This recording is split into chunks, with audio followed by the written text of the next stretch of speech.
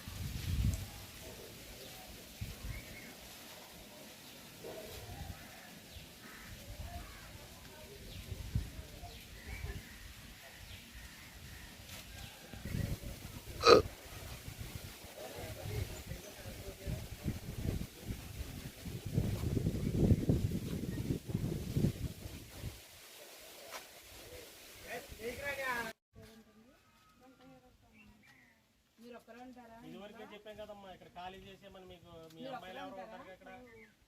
మనవడవా? బాగోలేదని ముందే చెప్పారంట కదమ్మా. సెక్రటరీ గారు కూడా వచ్చారు.